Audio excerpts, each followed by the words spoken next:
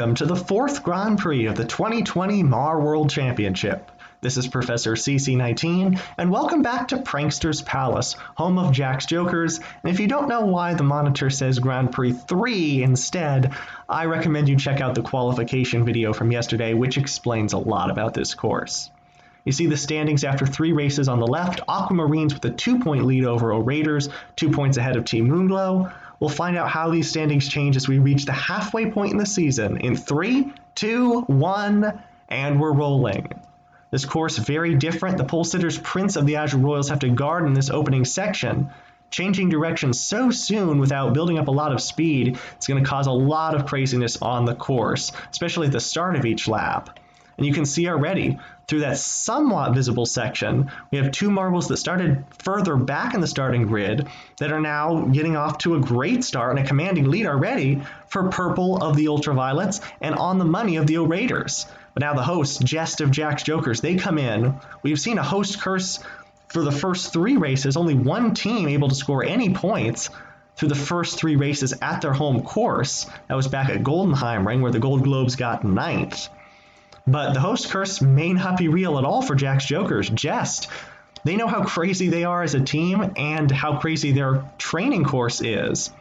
And they're best prepared for this course. They're in the lead over purple going into lap number 2, and a gap back to on the money, coming off a win at Goldenheim. And N of Team Neon, Blizzard of the Icers, Deco, and Fella, captain of the Yellah Fellas. Going into lap 2, we'll see what happens, what changes in this opening sector. Quite a bit on the money, losing out big time, while Jest is going to stretch their lead. Off towards the right, pretty quick through that section. Ultraviolets, we see them trying to gain positions. It looks like they gain 1 and then lose out to Fire. The Fireballs coming in hard.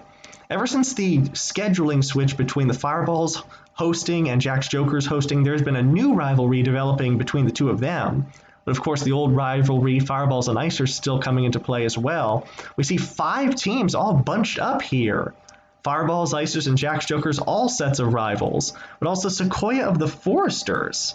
We see Fire with a beautiful move there to get underneath Blizzard for 3rd place and then over Sequoia for 2nd. Speaking of Sequoia of the Foresters, they're the only team through 3 races to have no points on the board. Disappointing season for them to start. However, they're in a good position now to get points in the 4th race. It's about time. They really need it.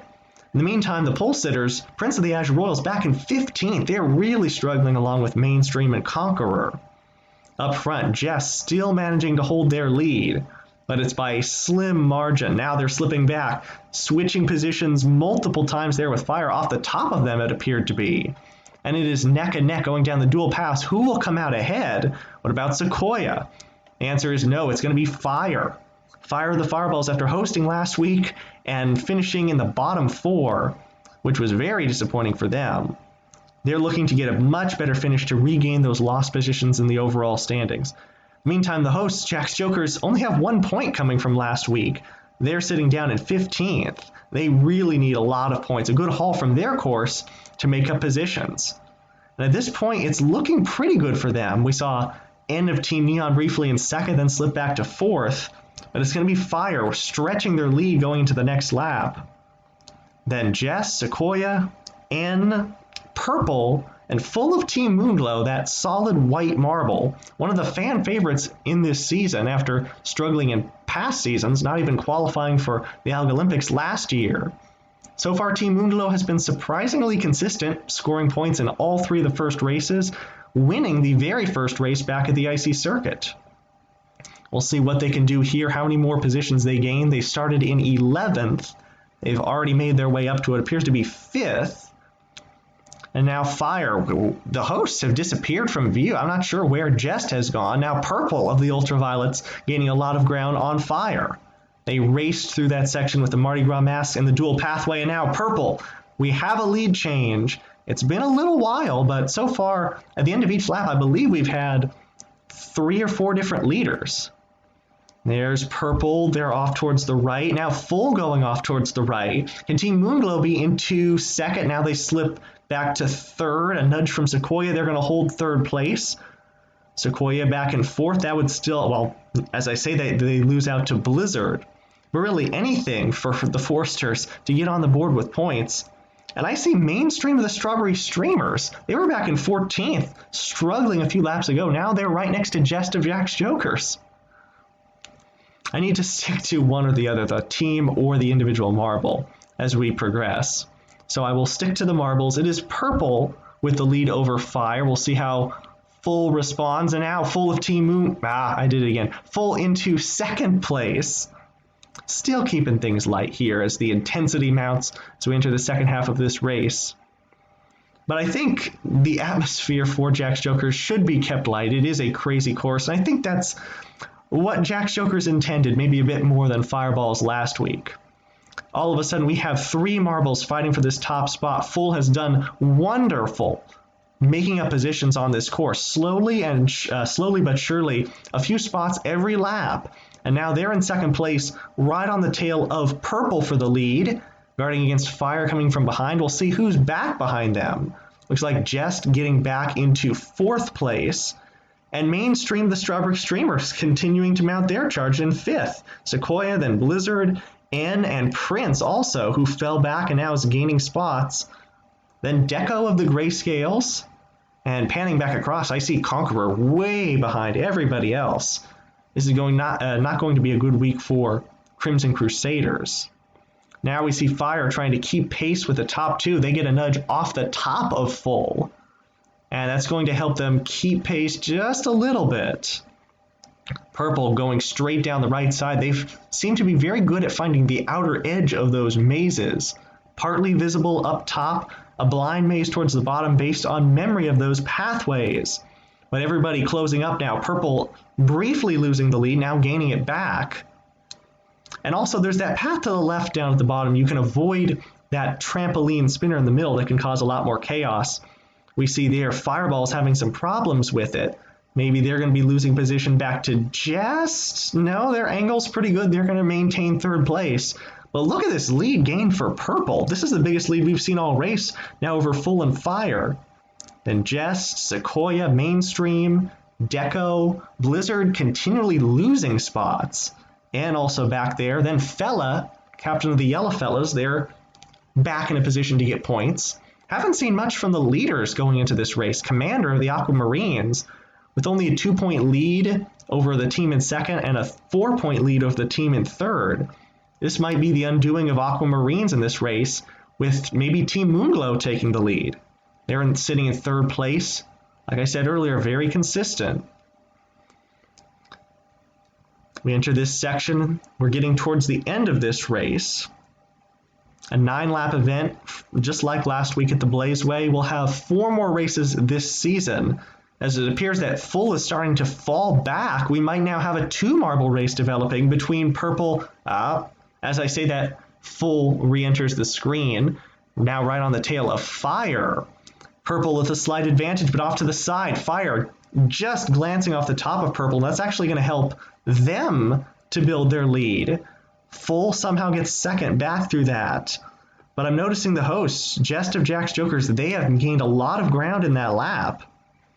Is still in fourth place, but they're a lot closer to the backside of Fire. Sequoia back behind, a fair margin, along with, I believe that was Deco. As we begin the next lap, we're getting towards the end of this race. Can anybody catch up with Purple?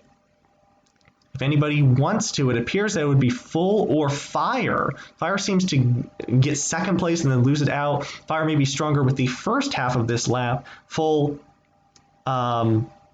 we might have had a bit of technical difficulty there. I was saying Full stronger at the second half, but yeah, any time to make a move would be now. There's only 1 lap after this one. This is lap 8, and the lead continues to grow for Purple. But now I see a different face. They hesitate briefly, deciding which pathway to take. But now I see Jest of Jack's Jokers. They've gotten around Full. They're now in second, maybe third as the teams filter through this blind section here. But yes, Jest of Jack's Jokers, the hosts, now into third place, looking for a podium at their home course. But entering the final lap, it's still going to be Purple. Fire with the best chance to track them down. Full has finally slipped back to 4th. In the meantime, I saw a team I haven't even mentioned at any point in this race, Glimmer of the Gold Globes, in a position where they can maybe get some points. But this is it. It all comes down to this, the most important time to get the lead. We've seen many different leaders through the first half of this race, and then it's been all Ultraviolets for the second half. As crazy as this course has been, it has somewhat been clearly divided into sections. Sections where the teams are strong, where they're weaker, sections fast, sections slow. But all throughout, purple has been very consistent. That's the one thing some other teams have been missing. Through this final section, it is no slowing down. Purple of the Ultraviolets, redeeming themselves after 2 missed podiums. They are going to win the Grand Prix at Prankster's Palace. Purple, 25 points for them. And look at this, the hosts into second. Can Jack's Jokers maybe get a silver medal at their home course, breaking that host's curse? And here's Black Knights out of nowhere. I didn't even see them the past few laps, and they're actually going to be getting bronze. Dark of the Black Knights. Talk about a surprise there. That's going to be huge for them. Sequoia going to get 5th. They're going to get on the board behind Full. I see Commander in 8th place. Prince, the pole sitters, fall back to 10th. They're going to get points. They're going to be the last team to get points. Glimmer just misses out ahead of Deco. Mainstream fell back. Blizzard had a horrible last few laps. They were in the lead at a certain point in lap 3. They're going to finish in 15th, and Conqueror struggling the entire time. They're back in last. But what a race. I think this was a very exciting, for as crazy as it was, well-balanced race. Ultraviolets, Jack's Jokers, and Black Knights. You can see the points back to 10th. Azure Royals, and with that, Ultraviolets catapult themselves 4 spots into the lead. Team Moonglow now in 2nd, Aquamarines fall 2 to 3rd, Black Knights in 4th. Forrester's finally on the board. We'll see you next week for the start of the second half of Mar at the Azure Raceway. Subscribe for more. Thanks for watching.